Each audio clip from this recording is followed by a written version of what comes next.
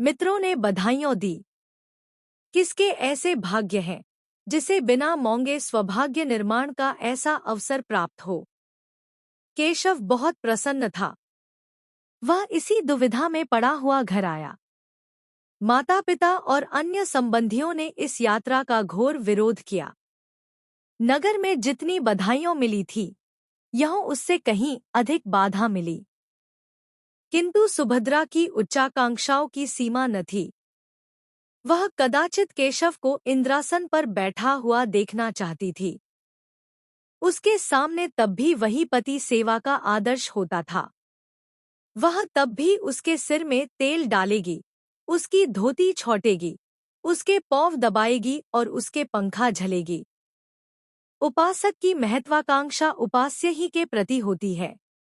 वह उसको सोने का मंदिर बनवाएगा, उसके सिंहासन को रत्नों से सजाएगा, स्वर्ग से पुष्प लाकर भेंट करेगा, पर वह स्वयं वही उपासक रहेगा। जटा के स्थान पर मुकुट या कौपीन की जगह पीतांबर की लालसा उसे कभी नहीं सताती। सुभद्रा ने उस वक्त तक दम न लिया जब तक केशव ने विलायत जाने का वादा न कर लिया। माता पिता ने उसे कनलकिनी और न जाने क्या क्या कहा, पर अंत में सहमत हो गए। सब तैयारियां हो गईं। स्टेशन समीप ही था। यहाँ गाड़ी देर तक खड़ी रहती थी। स्टेशनों के समीपस्थ गांव के निवासियों के लिए गाड़ी का आना शत्रु का धावा नहीं, मित्र का पदार्पण है। गाड़ी आ गई। सुभद्रा जलपान बनाकर पति का हाथ धुलाने आई थी।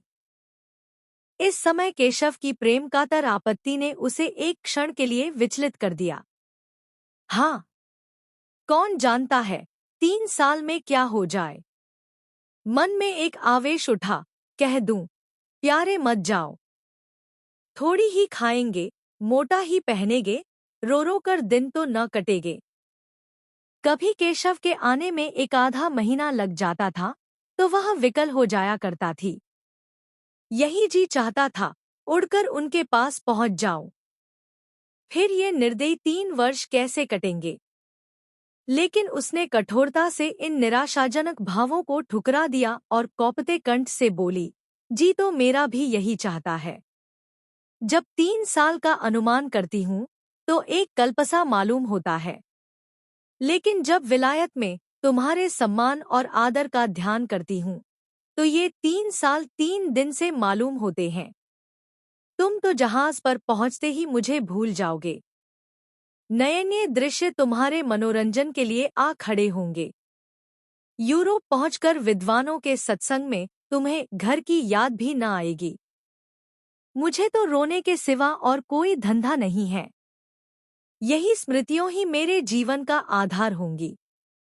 लेकिन क्या करूं, जीवन की भोगलालसा तो नहीं मानती। फिर जिस वियोग का अंत जीवन की सारी विभूतियों अपने साथ लाएगा, वह वास्तव में तपस्या है। तपस्या के बिना तो वरदान नहीं मिलता। केशव को भी अब ज्ञात हुआ कि क्षणिक मोह के आवेश में सौभाग्य निर्माण का ऐसा अच्छा अवसर त्याग देना मूर्खता है। खड़े होकर बोले, रोना धोना मत, नहीं तो मेरा जी न लगेगा।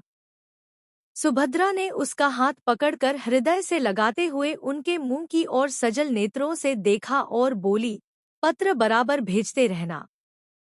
सुभद्रा ने फिर आंखें में आंसू भरे हुए मुस्कुराकर कहा, देखना विलायती मिसों के जाल में न फंस जाना।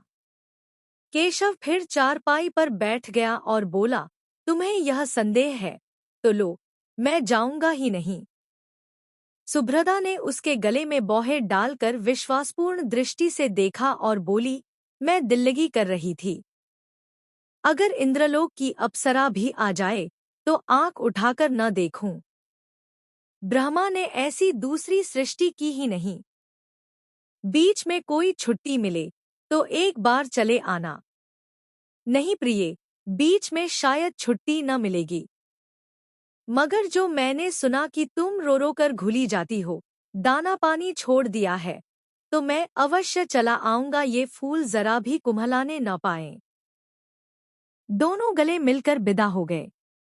बाहर संबंधियों और मित्रों का एक समूह खड़ा था। केशव ने बड़ों के चरण छुए, छोटों को गले लगाया और स्टेशन की ओर चले। मित्रगण स्टेशन तक पहुंचाने गए। एक क्षण में गाड़ी यात्री को लेकर चल दी। उधर केशव गाड़ी में बैठा हुआ पहाड़ियों की बहार देख रहा था, इधर सुभद्रा भूमि पर पड़ी सिसकियों भर रही थी। दिन गुजरने लगे। उसी तरह जैसे बीमारी के दिन कटते हैं, दिन पहाड़ रात काली बला। रात भर मनाते गुजरती थी कि किसी तरह भोर होता तो मनाने लगती कि जल्दी शाम हो। मैके गई कि वह जी बहलेगा। 10-5 दिन परिवर्तन का कुछ असर हुआ, फिर उनसे भी बुरी दशा हुई, भाग कर ससुराल चली आई। रोगी करवट बदलकर आराम का अनुभव करता है। पहले 5-6 महीनों तक तो केशव के पत्र 15वें दिन बराबर मिलते रहे। उसमें वियोग के दो कम नयनीय दृश्यों का वर्णन अधिक होता था। पर सुभद्रा संतुष्ट थी।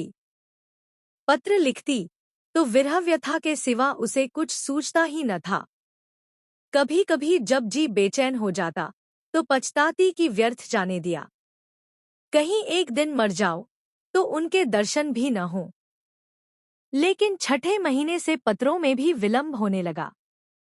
कई महीने तक तो महीने में एक पत्र आता रहा, फिर वह भी बंद हो गया।